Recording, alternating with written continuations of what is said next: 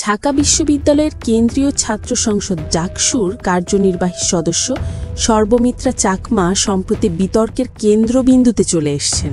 সম্প্রতি এক নজর দেওয়ার ভিডিওতে দেখা যায় সর্বমিত্রা চাকমা ক্যাম্পাসের ফুটপাথে এক বৃদ্ধকে লাঠি হাতে তাড়াচ্ছেন। ভিডিওটিতে পরিষ্কার দেখা যায় তিনি বৃদ্ধের কাছ থেকে বস্তা ও ক্র্যাচ নিয়ে তাকে উচ্ছেদ করার চেষ্টা করছেন।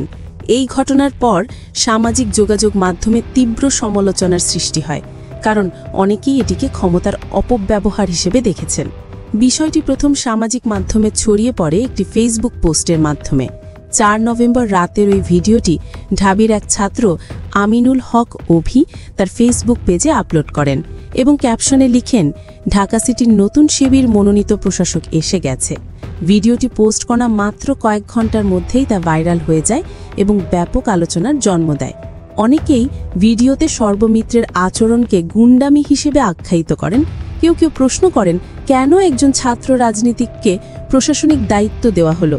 তবে এই বিতর্কে মাদক ব্যবসার সঙ্গে জড়িত দাবি করেও বিষয়টি জটিলতা এনেছে। সর্বমিত্রা এবং ডাকসু নেতারা দাবি করেছেন, অভিযুক্ত বৃদ্ধ আসলে ক্যাম্পাসের একটি মাদক সরবরাহ চক্রের সদস্য ছিলেন এবং তাকে অনেকবার সতর্ক করা সত্ত্বেও তিনি বারবার ফিরে এসে মাদক বিক্রি করতেন। সর্বমিত্র নিজেও ফেসবুকে লিখেছেন, এই লোকটিকে শুরুর দিন থেকে এই মেট্রো স্টেশন থেকে তুলে আনি। তার কাছ থেকে একবার গাঁজা পাওয়া গিয়েছিল। তিনি বলেন, এদের তো তোলার জন্য লাঠি সোঁঠা ছাড়া উপায় থাকে না।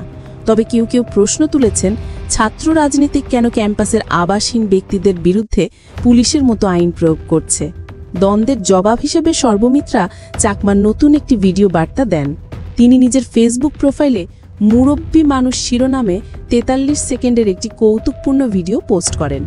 ভিডিওতে একজন তরুণ হাঁটতে হাঁটতে মোবাইল স্ক্রল করছেন। হঠাৎ এক বৃদ্ধ এসে তার ফোন ছিনিয়ে নিয়ে দৌড়ে পালায়। তরুণটি সর্বমিত্রাকে দেখে বলছেন, দয়া করে কিছু করেন, এই লোক আমার মোবাইল ছিনিয়ে নিয়েছে। তখন সর্বমিত্রা হাসতে হাসতে বলেন, মোবাইল নিয়েছে নিক, মুরব্বী মানুষ যা করছে ঠিকই করছে। অর্থাৎ তিনি দেখাচ্ছেন বৃদ্ধটি সিনিয়র হওয়ায় তার কি করা উচিত সে ঠিক করেছে। কিছুটা ব্যঙ্গাত্মক ভঙ্গিতে তিনি সমালোচনার জবাব দিয়েছেন। ভিডিওটি মুহূর্তেই ভাইরাল হয়ে যায় এবং নেটিজেনরা দারুণ সেন্স অফ হিউমার বলেও প্রশংসা করেন। বিশ্ববিদ্যালয় প্রশাসন এ বিষয়ে সরাসরি মন্তব্য করেনি।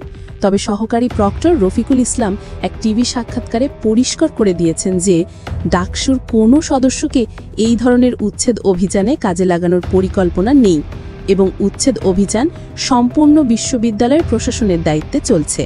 তার কথায়, ডাকসুর লোকদের আমরা কাজে লাগাচ্ছি না, উচ্ছেদ কার্যক্রমে আমরা আমাদের দায়িত্ব পালন করছি। অর্থাৎ প্রশাসন বলছে এসব অভিযান ডাকসু করে না, পুলিশ বা প্রক্টর টিম নিজেদের দায়িত্ব পালন করছে। আইনশৃঙ্খলা বাহিনী থেকেও এই ঘটনার বিষয়ে বিশেষ কোনো বক্তব্য পাওয়া যায়নি।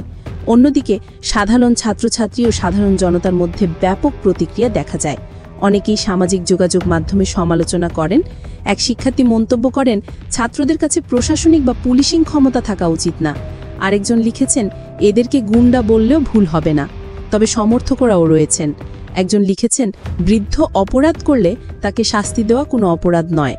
লাঠি দিয়ে তার থলিতে বাড়ি দিয়েছে, শরীরে নয়। এটাও এক ধরনের সহমর্মিতা।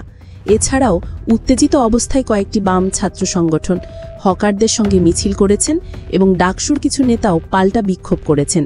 সর্বমিত্রা চাকমা নিজে অবশ্য বলেছেন, এই বিষয় নিয়ে রাজনৈতিক অপপ্রচার চলছে এবং ক্যাম্পাসের নিরাপত্তার জন্য তিনি সম্মুখ সারিতে কাজ চালিয়ে যাবেন, যদিও মাঠে আর থাকবেন না।